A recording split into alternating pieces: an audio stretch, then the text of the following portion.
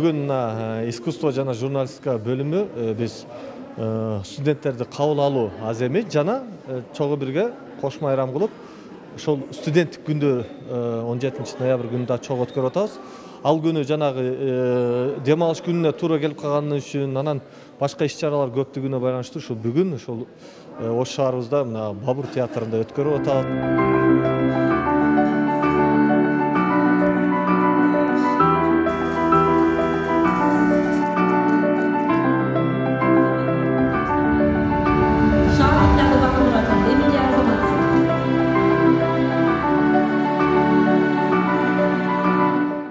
Мен искусство факультетинде 3-курста окуйм, эстрада бөлүмүндө.